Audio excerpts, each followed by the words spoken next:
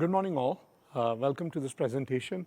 My name is Narayan, and with me I have Zob, and together we will be talking about getting the most from your elastic load balancing for different workloads.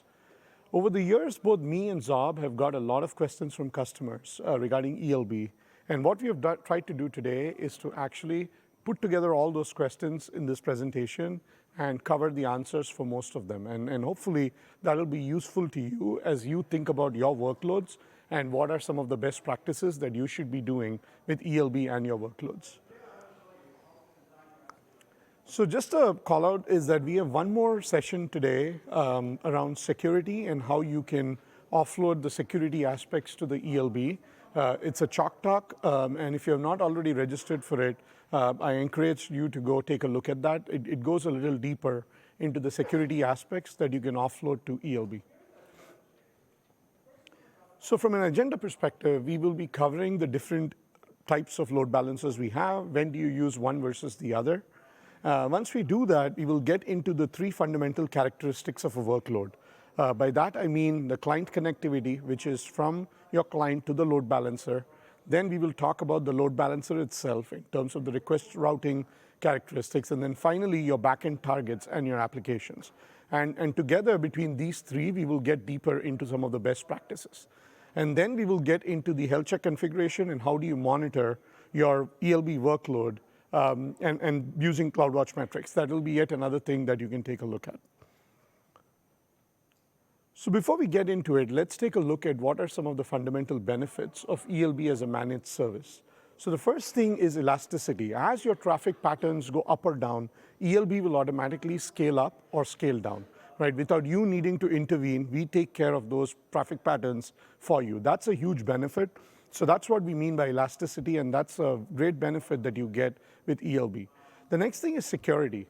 So you could offload things like TLS termination, authentication, AWS WAF, all these different aspects, you could offload that to ELB.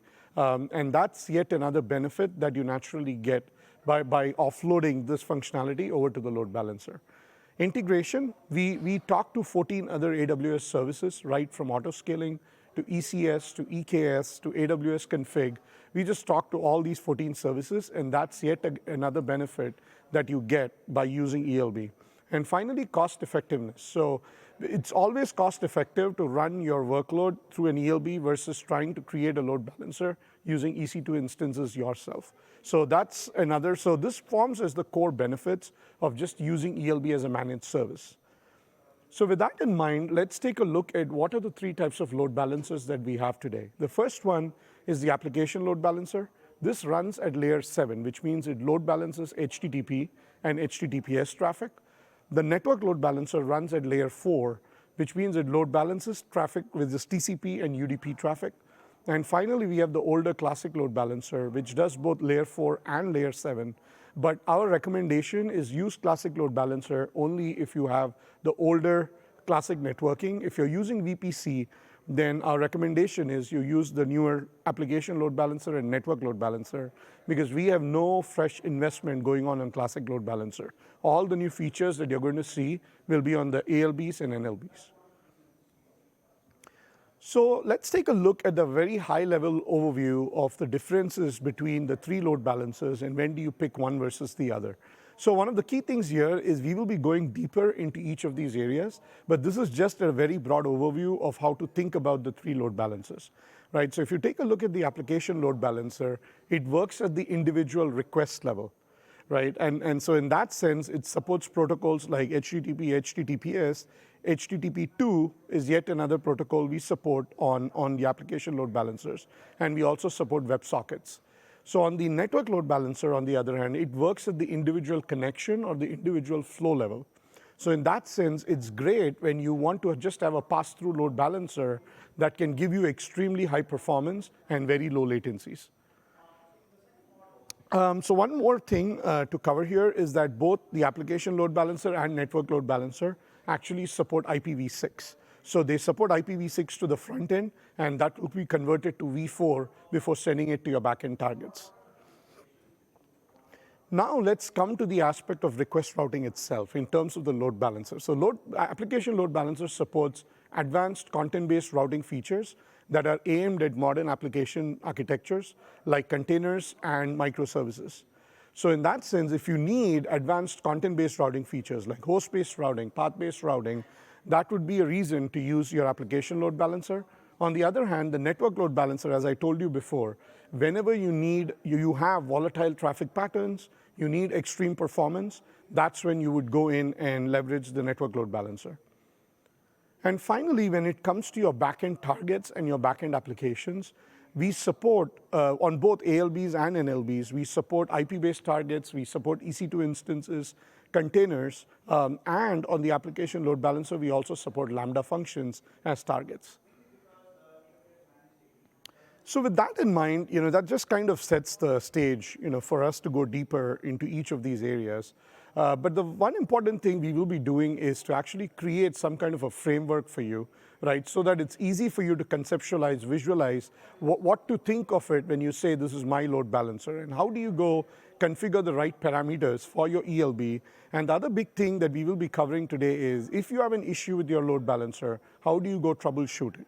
So we'll get a little deeper into each of those areas based on these three frameworks. First is connectivity. We'll talk about the best practices there. We'll get into health checks, and we'll get a lot deeper into monitoring. So let's start off with client connectivity, right? So this is from the client to your load balancer. So in the case of ELB, we actually make use of what we call as the elastic network interface. And that's what we leverage to actually get into your VPC to be processing your workloads. And in that sense, each elastic network interface actually represents one IP. So it's at a bare minimum, what you will see with an ELB is one IP per subnet. On the other hand, the network load balancer leverages what we call as the AWS hyperplane architecture. And if you don't know what hyperplane is, I strongly encourage you to take a look at the 2 reInvent talks on hyperplane, which was, I think, given last year. And with the hyperplane architecture that we leverage internally, network load balancer is able to give you a static IP per availability zone. And in addition, the extremely high performance that we get on the network load balancer is also because of hyperplane. So with that in mind, let's take a look at basic ELB setup, right? So you have your client coming in, and they are trying to resolve DNS. So they go into Route 53. They're trying to get the DNS with their domain, which is, in this case, exampleloadbalancer.com. The DNS responds back with the CNAME of the load balancer. And once we get the CNAME, the client then resolves that to the IP address using DNS. Once it gets the IP addresses, that's what it's going to use to connect to the load balancer. So it goes in, it connects to that particular IP, it then sets up the TCP connection. So once the TCP connection is set up, it's actually going to send in the request, right? And as more requests come in, a single connection can actually send in a lot more requests, right? So with a TCP connection, one TCP connection can send in multiple HTTP requests through it. So now what happens is as more requests start coming in, as we connect to it, what's going to happen is your ELB is naturally going to scale up. Now, as your ELB scales up, we're going to add new IP addresses, and these IP addresses are now returned by DNS. So the one question that would come to mind is what happens to the previous IP addresses that were pulled from DNS? So the one thing that we do is those IP addresses, even though they are not returned anymore by DNS, we actually hold on to them until such time that all traffic going to that particular IP address stops completely. So we do drain all the traffic, and we ensure that those IPs still remain in service until such time there is zero traffic or zero connections that are going to be going to those old IPs. So that's just something to keep in mind, because as ELB scales up or down, we manage all those things for you without you needing to worry about breaking old connections or breaking existing traffic when those IPs change. So I think this is exactly what I just told you about. So the next thing that we should talk about is what are some of the best practices, right? So the user connects, gets the IP address, connects to it. Now, for some reason, if that particular connection to the first IP breaks, what do you do? Right? In that case, if it is below the TTL cache, then what you do is you go in and use the second IP that was returned by DNS and try to connect using that particular IP. Now, let's assume that for some reason that IP connection also fails. If it is above your TTL, then you should be refreshing DNS. And when you refresh DNS from a client perspective, it is going to return 2 new IPs. And if those IPs are healthy, then the client will try to connect to them. And let's say in this particular case that even that connection fails. Now that you've had multiple retry attempts and all of them failed, our recommendation as a best practice is to have the clients do something called as an exponential backoff, right? And add jitter on retries. And the way to do an exponential backoff typically is to just put a sleep in there, and you could use something like that. But the one call out here is that ensure that you set a maximum cap on what that exponential backoff needs to be, because you don't want to go in for hours without actually retrying from your client. So just make sure you're doing that. But as a best practice, though, on multiple retry attempts, do set an exponential backoff and jitter as a best practice. So just to kind of summarize, right, use DNS, re-resolve DNS before reconnecting after failures, use an exponential backoff on reconnect, and add jitter to reconnect. And we also have a blog post that goes a lot deeper into these areas that I encourage you to go take a look at. So next, we're going to look at the load balancer itself. Now that we've seen some of the best practices from the client to the load balancer, let's take a look at the load balancer itself and talk about some of the request routing characteristics. So the first thing we'll cover is about the classic load balancer request routing. So on the classic load balancer, the one big thing here is that to understand, the good point to understand here is there is a one-to-one mapping between your front-end listener port and your back-end. Right? And what that means is that if you need to have applications like containers where you're going to be rewriting ports and where you're going to be reusing multiple ports on the same instance on your backend target, on a classic load balancer, because of this limitation of the one-to-one limitation, you're going to need to have multiple classic load balancers, which means for each container, you need to have a unique classic load balancer. That's how you would have to set it up, because there is a one-to-one mapping.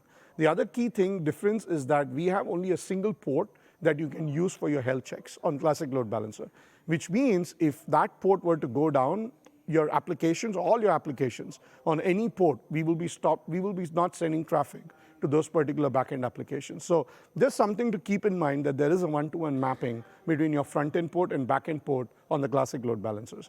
And when we go to the application load balancer, we will talk about how that differs from your classic load balancer. So the other thing is in terms of the algorithm itself that we use. So on the classic load balancer, when it does layer 7, we use least outstanding requests. And when we do layers 4, we actually use round robin as the algorithm. So now let's compare application load balancer on the same characteristics that we saw for a classic load balancer. But before we get into that, let's talk about why did we actually go build an application load balancer. So the first thing to note is that a lot of customers actually used to leverage the ELB sandwich model, is what we like to call it, which is you have the clients connecting to a classic load balancer, which then goes to a bunch of application servers. And each of these servers then maps to an individual ELB that then fronts your web server. So what does this mean in the real world? It's basically a very layered architecture where you have an application load balancer or a classic load balancer fronting a bunch of proxies that you would need to have. And then these proxies then connect to individual ELBs that are fronting your service. So the problem here is that a lot of customers came to us and said, hey, we need to manage all of these proxies ourselves. We need to do the security patches, bug fixes, OS updates, the scaling.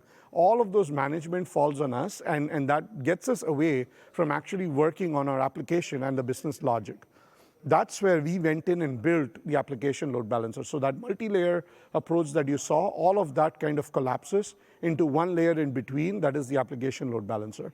And the other advantage of the application load balancer is to also support microservices and containers. So let's take a logical view of what this ALB is about, right? So what are the resources available? So we have what we call listeners, we have rules, and then we have this concept of target groups. So think of target groups as an application stack that you can build. You can have multiple of these application stacks on your ALB.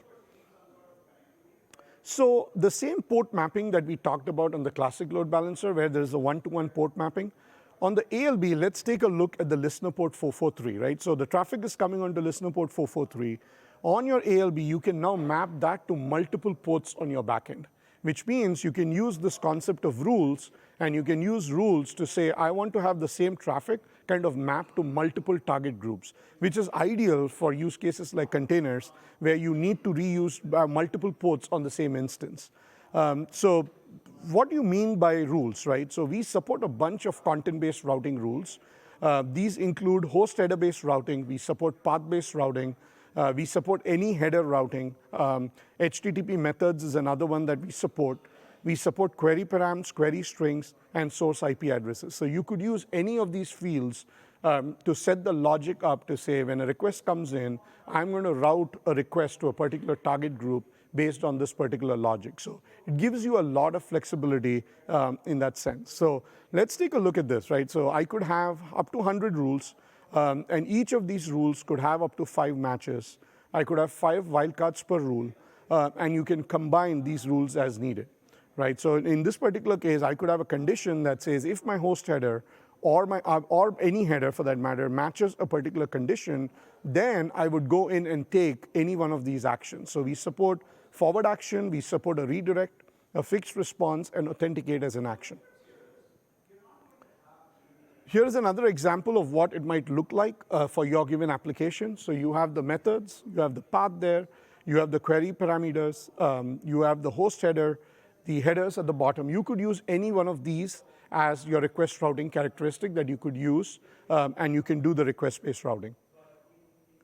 So now let's talk about 2 other features that we have. One is called redirects. So with redirects, it's actually a pretty popular feature. A lot of customers leverage this, where you can offload the redirection from a port 80 to port 443 on the load balancer itself. So you might mandate that any request coming to you needs to be always HTTPS as an example. In that case, what we do is we send a 302 back to the client and have that redirect back on port 443. So that's already built in. You can leverage that functionality on the load balancer. The other piece is fixed response. So with fixed response, let's take an example, right? So in the previous case, I told you that you can now use IP address headers as another way of routing your requests. So what you could do is you could say, if my request is coming from a particular IP address range, what you could then do is you could say, don't even bother sending this request to my backend application. Instead, right at the load balancer level itself, you could block the request and you could send a fixed response back to the client. So it's a great way of filtering traffic and ensuring you don't even reach your backend application and have the load balancer send a fixed response back to the client. So that functionality is also available on ALB. The next thing we should be talking about is SNI. That's another capability that we have available on ALB. And what does SNI do? It allows you to have multiple domains on the same load balancer, right? So you might have example1.com, example2.com, and so on, and you want all of them to be on the same load balancer. And in this case, what we leverage is what we call SNI, and SNI is supported by all modern web browsers support it, and we leverage that SNI header to know which certificate are we going to serve up to the client. So on the ALB, we also support a smart certificate selection algorithm built into SNI, and what that does is it automatically picks the right cert for you. So if you think about it, for a given domain, if you had an RSA cert and you have an ECDSA cert, we would automatically serve the right cert based on the client connectivity. So what is optimized for the client is the cert that we would serve.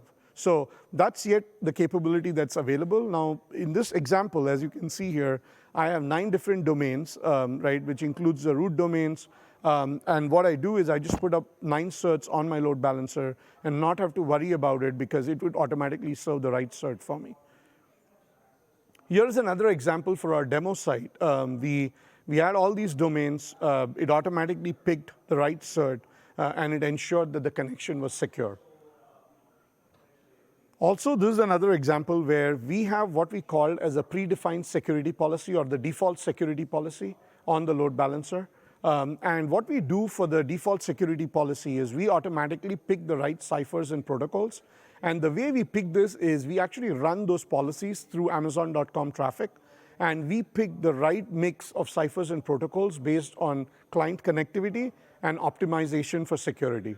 And if you were to do the same, which we did for our demo site, we left it to the default security policy, and we landed up getting a rating from SSL Labs, and we were able to get a grade A rating from SSL Labs. So that's yet another thing that you can offload. You don't need to get into the workings of Cypher's protocols. You can just offload that to the load balancer. So now let's talk about another feature we just launched a week back, which we're super excited about. And this is called the weighted target groups. So before this feature was actually launched, one of the big things was you could only have a rule go to a single target group. So the big thing there, the big difficulty there was for use cases where you need to separate bots, crawlers, or you need to do A/B testing or blue-green deployments. It was a restriction because the only way you could actually do that before was you needed to set up 2 different application load balancers. You needed to then have DNS go between them, right, between your blue stack and the green stack. And then it was an atomic flip, which means you could go only from 0 to 100%. There was no way for you to wait the traffic out. But now with the new weighted target group support, what you could do is you could have a single rule that could go to multiple target groups, right? And the big advantage there is you can now set your weights up. You can say, I want 30 requests to go to my stack 1. I have 70 requests going to stack 2. And that's a big advantage that you have now with the weighted target groups feature. And what are some of the use cases? The blue-green deployments is something we just discussed. Hybrid deployments is yet another use case that it helps with, where you could have resources that are residing on-prem. You could be using IP-based targets for those, and then you could have AWS resources sitting on EC2, and then you can wait away traffic as needed with a percentage split of anywhere from 0 to 100% between both those stacks. Finally, A/B testing is yet another feature that this thing unblocks because you can now do web labs, you can do A/B testing using this feature. And the other thing we also added with this feature is something called as target group level stickiness. And what does that help you with is if you have the weighted target group set up and then you have a user A who is going to experience A, with target group level stickiness, you can ensure that that user A is always going to get that same experience. You don't want them to suddenly flip to experience B, right? So target group level stickiness has been enabled with this feature, so you can leverage that as well. So let's take a look at how the API model looks like. So from an API model perspective, previously you could do a type of forward action, but that forward action could only go to one target group. But now you can literally go up to 5 different target groups, each having its own weight, like what I'm showing here, a weight 90, a weight 10. And then that's where the target group level stickiness comes in, where you can set up a duration for how long that cookie needs to be active for. The next thing we're going to talk about is the algorithm that we actually have on the application load balancer. So last week, we launched another algorithm for the application load balancer, which is the least outstanding request algorithm. And this is great if you have an application or a workload where you have your backend targets getting traffic that keeps changing patterns, right? And then the second big thing is if you have an application where your targets keep coming and leaving, like containers, least outstanding requests actually performs really well for those applications. So with that, essentially, if you had an older application on classic load balancer that you couldn't migrate to the application load balancer because we did not have the support for least outstanding requests, you can now go ahead and migrate those applications over to ALB because we now have the support for this. So now on the application load balancer, you have a choice between going with round robin that we had support before, slow start, or least outstanding requests, depending on your use case and workload that you want to leverage this for. So the other part of it is if you're running Kubernetes, you can leverage all this functionality we discussed with something called as an ALB ingress controller. And this is supported for Kubernetes. It's ready for production workloads. This is maintained by AWS. So the good part here is, anytime we come up with new features, we do a very quick, fast follow-up on the ALB ingress controller as well. So if you have a Kubernetes workload, we encourage you to go try out the ALB ingress controller, and it's ready for production workloads as well. So now let's take a look at your backend targets, right? So we spoke about the client connectivity. We spoke about the load balancer itself. Now let's take a look at your backend targets. So on ALB today, we support containers, Lambda, EC2 instances, and IP-based targets. But before we go a little deeper into each of those areas, let's talk about one more piece that you should all be aware of, which is on both your application load balancer and classic load balancer, we actually reuse backend ports. And what that means is you might have thousands of connections coming in on your front end, but we map them all into a few tens of connections on the back end. So we do reuse a lot of ports on the back end, which is great for your application because you can focus on your application rather than worrying about the networking layer, because we reuse all those ports, and that is really useful when you think about your backend application itself. So just something to keep in mind. Don't be surprised when you see thousands of connections coming in, but you might see only a few connections being used for your backend applications, and that's because we optimize it and we actually reuse those ports on the backend. So now, given that, let's take a look at the Lambda support. So we support Lambda as a target. Again, a very popular feature, a lot of our customers leveraging this, and what this gives you is the ability to have a single HTTP endpoint for both your server and serverless. Right? And with something like weighted target groups also supported now, you could have a target group with Lambda, you could have a target group with EC2 instances, and you can go back and forth between servers and serverless if you so wished.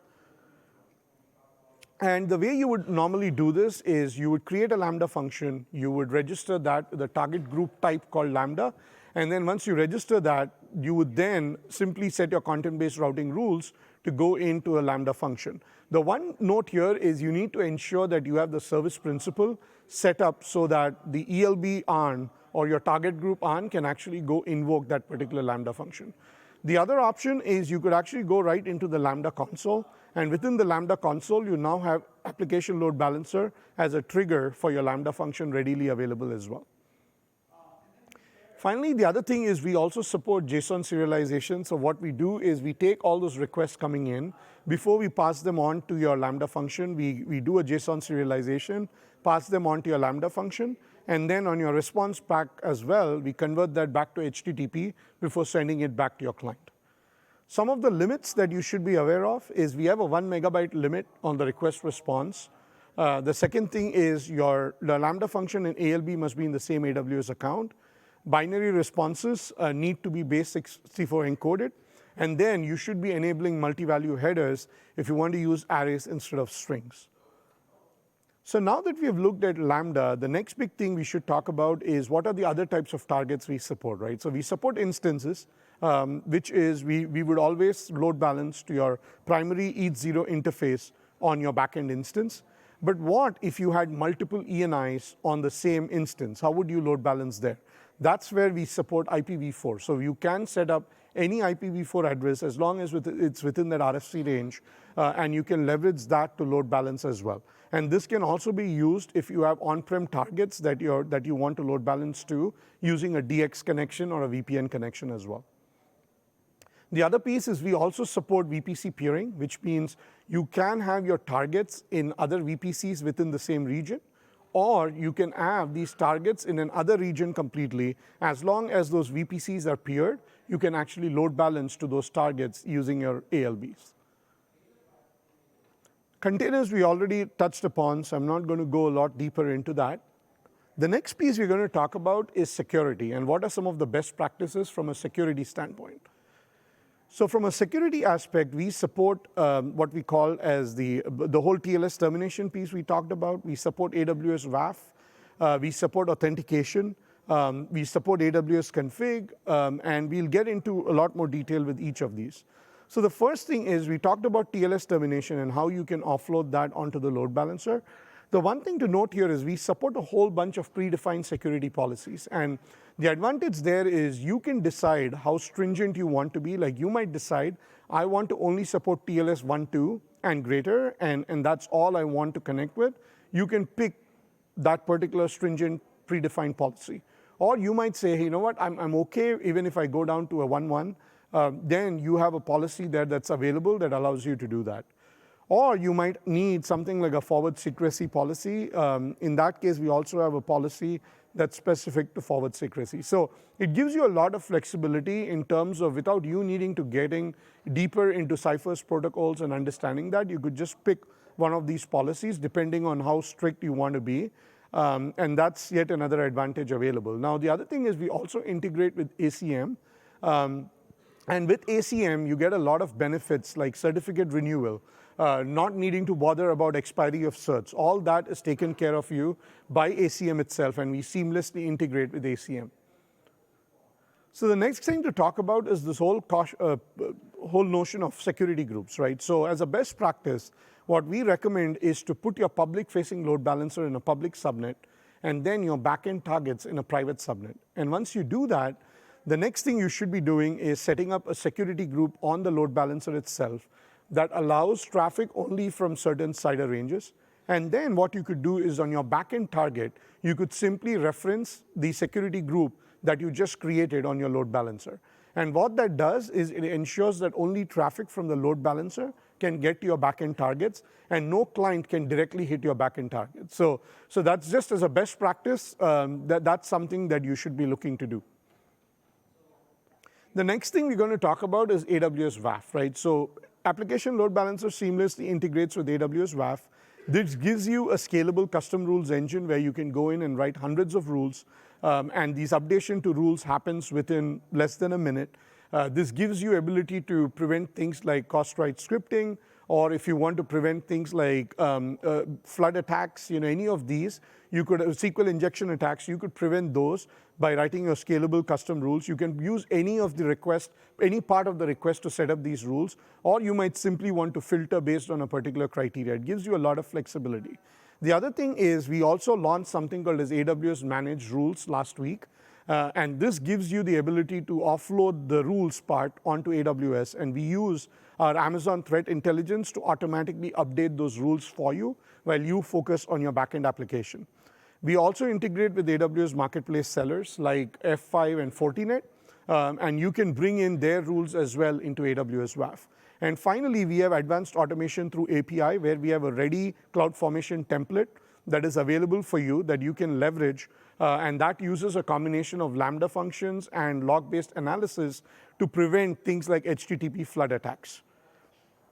Finally, authentication. This is yet another capability that's available for you on the application load balancer, that you can offload your authentication from your backend application to the load balancer. We talk to any OIDC-based identity provider.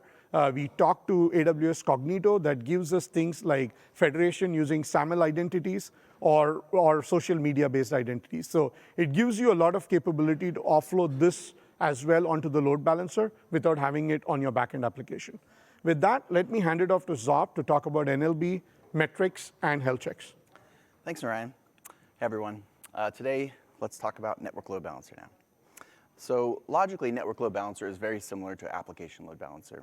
The main difference is that after the listener, we don't have those rules. And that's because we're not actually diving into the packet. We're not looking at the actual application protocol. We're just routing the connections or flows. We do support the same types of targets in general, where you can have EC2 instances as instance-type target groups, or you can do IP-type target groups. We still support containers, EC2 instances, and the same kinds of routing as application load balancer. One of the biggest advantages of using network load balancer is that you can choose your own elastic IP address, and you get one static IP address per availability zone that doesn't change for the life of the load balancer. When you create your load balancer, you can pick an elastic IP from your pool, or you can let us assign one from our pool. The main difference there is that if you use your own elastic IP, then when you delete the load balancer, you get to keep it. Whereas if you use one of ours, it releases back to our account. We just launched a feature where you can choose your own private IP address on your internal network load balancer. This is useful if you want to use the same IP for certain services and expose them via network load balancer. This is also useful for another feature we just launched, where you can add a new subnet to an existing network load balancer. So if this is an internal network load balancer, you can add a subnet and choose the private IP.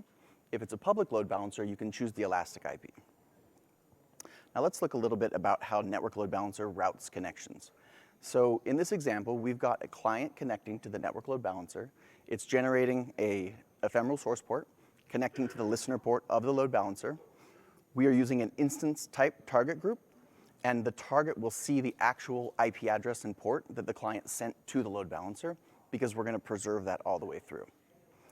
The flow on the network load balancer will actually show the whole mapping, and it will continue sending the traffic to the same target using AWS Hyperplane. For TLS termination, we also do this. So we're actually not passing the connection all the way through like we are on TCP and UDP listeners. We are terminating the connection, establishing an SSL connection with the client, and then making a new connection to the backend, but we still preserve the source IP. This changes a little bit when we use IP target type target groups. And that's because we're going to use the network load balancer's private IP and a random ephemeral port the network load balancer will generate. So if you look at the TCP state on the back end, you're going to see the IP address and port that the network load balancer used to connect. And of course, the network load balancer is still tracking the flow. This is useful for one of those ELB sandwiches where you're using a firewall that may not support FQDN as a target, which is required for classic or application load balancer firewall or routing. However, for network load balancer, you can also have the incoming IP address of the client connection directly on the firewall, which is useful for firewall rules. And then the firewall can send the connection to the static IP of an internal network load balancer for further processing. So one of the big advantages of network load balancer is that we can support potentially infinitely long-lived connections. So it's designed using AWS Hyperplane to remember the state of a connection, even if the resource routing that connection gets removed via scaling or failure. The next packet on that connection will get routed from EC2 software-defined network to an EC2 Hyperplane to a new routing resource, which will see that it doesn't have that connection, look it up in the shared memory store, and then continue routing it. This is really useful if you have something like IoT devices where you may have home automation or security cameras or TVs or other devices that need to have long-lived connection and bidirectional communication. You can establish these connections through a network load balancer, and as long as the client, the network, and the target are all active and don't drop the connection, this connection can last potentially forever. Another thing this gives us is the ability to scale out transparently. So you saw an application in classic load balancer where we have new IPs coming into DNS as we scale. On network load balancer, we don't need to do this because we can add new resources underneath the hood and integrate them all with Hyperplane and keep the established connections and the existing IP address. Recently, we launched UDP listeners on network load balancer. This is what we call a stateful load balancing of UDP connections. As everyone knows, UDP connections are not stateful, but this happens because we're going to use the source IP address and the source port of the UDP connection to choose a target. So the same source IP and the same source port will flow hash to the same target consistently. This is useful if you have IoT, media, directory, or DNS. So you can also preserve the source IP address of the UDP target to your instance type target groups. One more use case for network load balancer is to use it with AWS private link. So your service behind a network load balancer can be exposed through a private link endpoint, and your clients could be in different VPCs in your same account, in other accounts. It could be a service you're vending externally, and they could do something like ship all their access logs to your UDP, or not, sorry, to your TCP network load balancer. It doesn't support UDP on private link. You can also use network load balancer to expose your service, your Kubernetes service. And when you do this, you'll get one IP address per service, and it's currently in beta, and the URL is here, and they'll be included in the slides, which we'll publish. So to recap, NLB is a lot like ALB. It just doesn't have that inspection of the layer 7 traffic. It's just routing the flows for the TCP or the UDP or the combined TCP-UDP. You get your static IP address. We preserve source IPs. It has potential for long-lived connections, and you have instantaneous scaling, and you can use Kubernetes. So with that, let's move on and talk a little bit about health checks.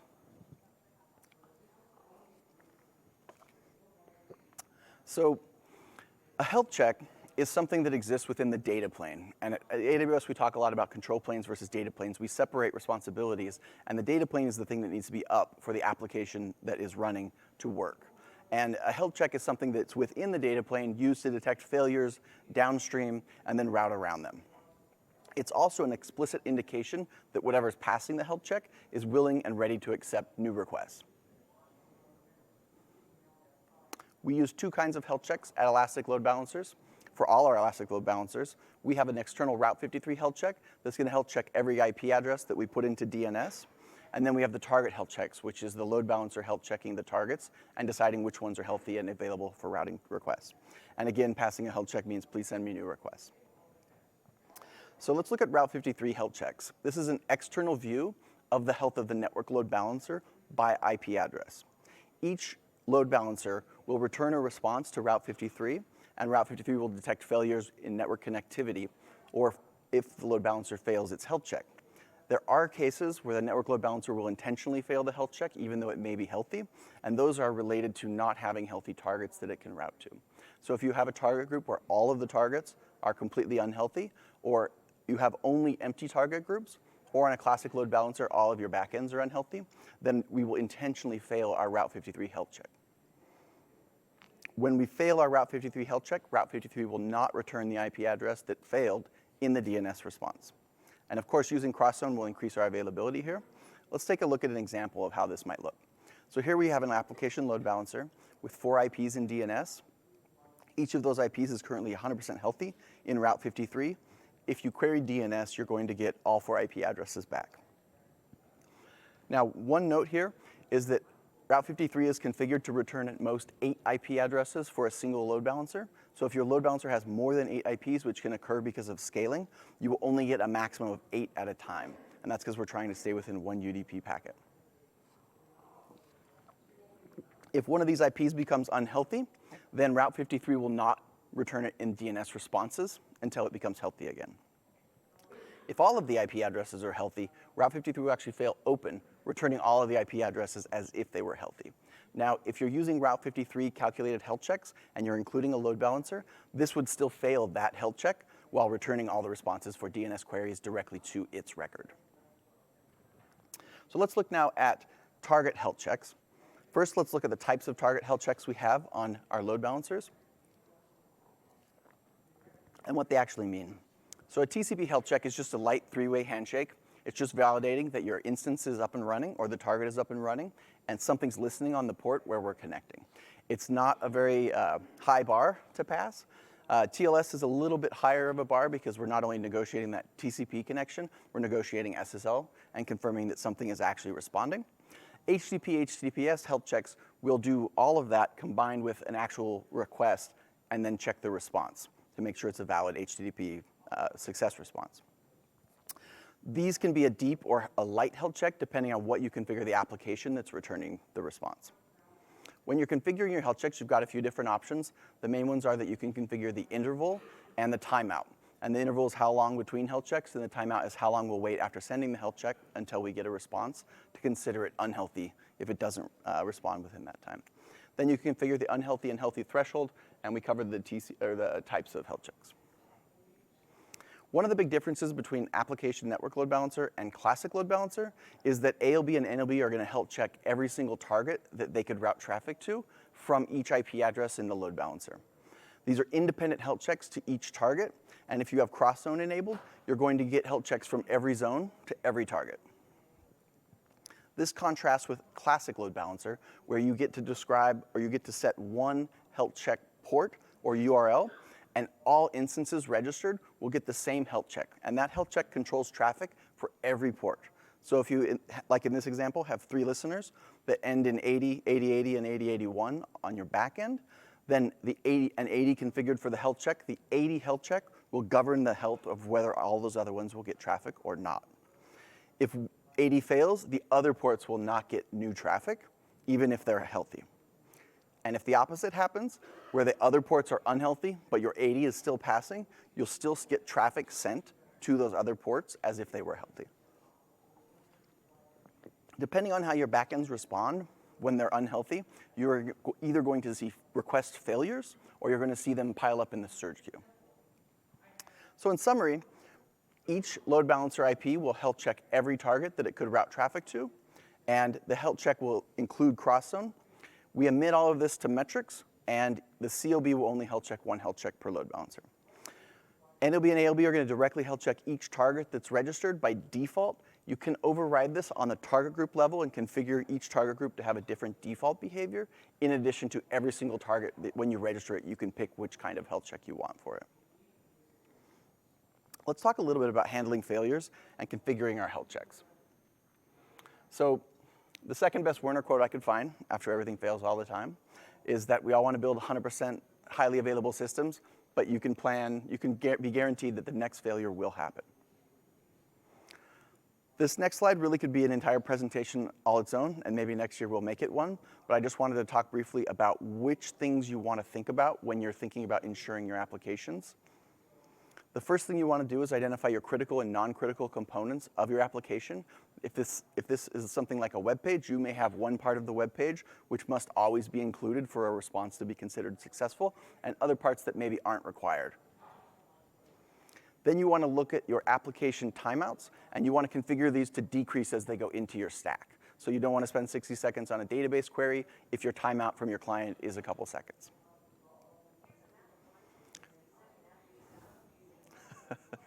Then you're going to want to put your architectural priorities into your metrics, your alarms, and your dashboards, and of course your operational on-call runbooks. Let's look at one of these failure patterns that we're going to look at dealing with where you're having a cascading failure. This is a death spiral where you may have one target get overloaded and fail its health check. And as it fails its health check, we're going to stop sending new requests to it, which may cause the other targets to get more traffic, causing them to also fall over, and then until all of them fail. One of the patterns for dealing with this is a brownout, where you're going to say, I want my application to try as hard as it can, and we're going to launch auto-scaling or something else to try to scale us out of this pain. Another one is a blackout, where you want to say, I'm going to fail away completely as soon as we have any sign of problem, or terminate the failing resources. You know you're in a blackout strategy if you already have a standby load balancer up and running with targets behind it, and you have DNS set up to flip automatically to it. We get a lot of questions about how should I configure my health checks, and it's a very hard thing to actually give general guidance for. So in the vein of blackout versus brownout, these are high-level general health check configurations that you can use that may be applicable to your workload. Definitely want to test these and also think about the different failure conditions and which part are critical and not critical. So let's look at some of our CloudWatch metrics that we give you. And we're going to focus mostly on application load balancer because it gives you the most metrics. We're going to divide these into 3 different groups. So we're going to look at our workload metrics, our load balancer metrics, and then our target metrics. Our first workload metric is our request count. And our request count is going to be how many requests the load balancer is receiving from clients. So for a ALB, this is going to be how many HTTP requests we received from the clients. In this example, we're doing 1.1 million per second roughly. And on to process bytes, we're doing about 2 gigabits per second here. This is our second workload metric. This is going to tell us how much data the load balancer itself is actually processing for the clients. So one note about process bytes, this is what application and classic and network load balancers bill you for. However, it's separate from the data transfer that EC2 bills you for, and we bill for it slightly differently because we're only billing for the payload. So there may be network traffic that is not part of a payload, and that includes the TCP packet overhead in addition to SSL negotiations. This all comes together to give you your consumed LCU. Since on application and network load balancer, we bill you by LCU, which are comprised of new connections per second, active connections, and then bandwidth. And we don't bill you for each of those. We bill you for whichever one of those was the highest during a given hour. You can see here that this is the same time frame, and it actually had a different pattern of consumed LCU, and that's because we were using more connections during the high periods, even though we were sending the same numbers of requests. You could merge these together onto a graph, but as you can see here, this isn't a very useful graph because everything's on the same axis. It's very useful to split your graphs into multiple axes, and you have, on this case, your consumed LCU on the right and your request and bandwidth on the left. Now let's look at your ELB metrics. These are the things that tell you how well your workload is being processed as viewed from the load balancer. In this case, we have our HTTP status code metrics, and we're looking primarily for this workload. 200 level errors are the ones that are, or 200 level responses are the ones that are going to say our application is working successfully, and we have far more of those, and so they're graphed on one axis. Then we have errors. The errors are going to be the 400 level errors or the 500 level errors. When EOB emits 400 level errors, that means it received a connection from a client or a request that had a problem with and didn't think was valid, and it rejected it. When it emits a 500 level metric It's also returning that response to your client. And for application load balancer, we actually emit these for each 500 level.